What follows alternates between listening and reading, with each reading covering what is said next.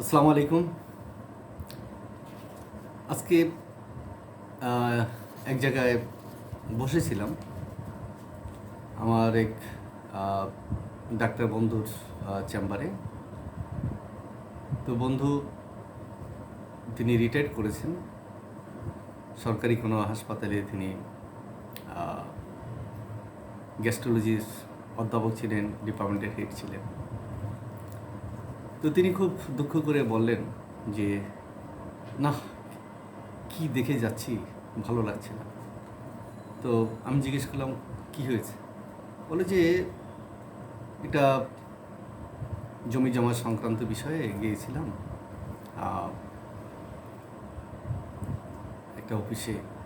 তো যাওয়ার পরে আমি আমার সমস্যাটার কথা বললাম, কিন্তু যে অফিসারটা আমার সাথে কথা বললো, সাথে আরও 3-4 জন লোক ছিল। এর মধ্যে ঢাকা ইউনিভার্সিটির একজন প্রফেসরও ছিল, একজন রিটায়ার্ড সচিব ছিলেন, তারপর আরেকজন ছিলেন ডিএস এবং তার ওয়াইফ।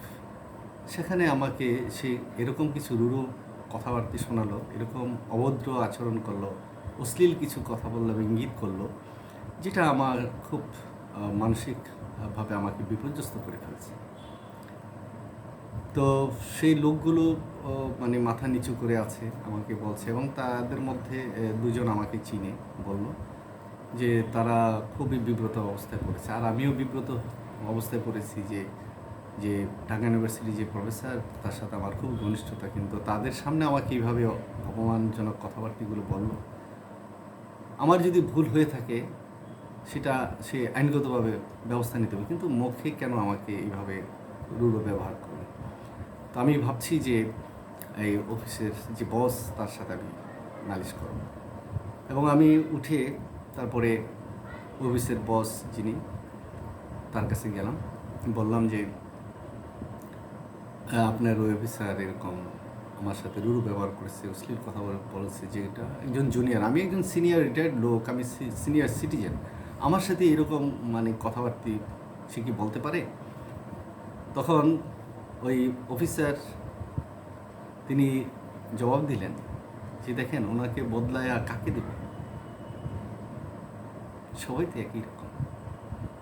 এই যে সবাই একই রকম, খুব গভীরভাবে ভাববার বিষয়। সবাই একই রকম কেন?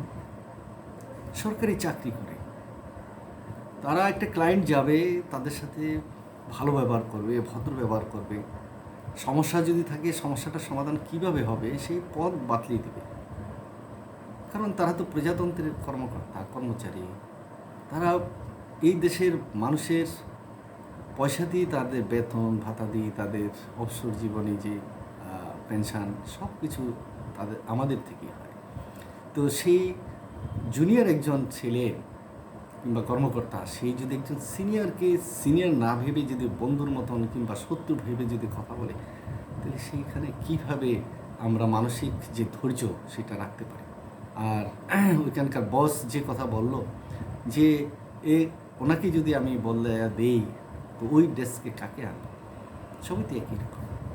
তাহলে আমাদের এই যে মানসিক সমস্যা, আমাদের যে মননের সমস্যা, আমাদের যে নৈতিকতার সমস্যা, মানবিকতার সমস্যা, তারপরে সিনিয়রকে শ্রদ্ধা করতে না পারার সমস্যা, এইগুলি কীভাবে মেনটেন করা যাবে? একটু গভীরভাবে একটু ভাবুন তো, যে আসলে আমরা কোথায় যাচ্ছি। যেখানে আমরা যাই না কেন, আমরা সেবা পাচ্ছি না, সেবা না পেয়ে বরঞ্চ উত্ত্যক্ত হচ্ছি, তাদের দ্বারা আমরা নির্যাতিত হচ্ছি, মানসিক আঘাতপ্রাপ্ত হচ্ছি। তো এই রকম যদি একটি অবস্থা থাকে, রাষ্ট্রের উইংগুলো যদি এইভাবে মানে প্রজা কিংবা সাধারণ মানুষকে নিপীড়নের একটি যন্ত্র হয়ে দাঁড়ায়, তাহলে কিভাবে আমরা আশা করতে পারি একটি সুখী সমৃদ্ধ বাংলাদেশ? এবং এদের দ্বারা কিভাবে একটি স্মার্ট বাংলাদেশ তৈরি হবে? এবং এদের মধ্যে থেকেই তো কেউ না কেউ আবার শিষ্টাচার যে একটা পদক আছে, সেই পদক পায়। যেমন বেনজি সাহেবও শিষ্টাচার পদক পেয়েছে। হায় রে শিষ্টাচার! হ্যাঁ, হাজার হাজার কোটি টাকার সম্পদ, এই হলো শিষ্টাচার, এরা পুরস্কৃত হয়। আমরা নতুন করে যদি কিছু ভাবতে না পারি, অর্থাৎ প্রজাতন্ত্রের কর্মকর্তা কর্মচারী যদি সৎ বানানো না যায়, তাহলে অবশ্যই আগামী দিনগুলো অত্যন্ত অন্ধকার।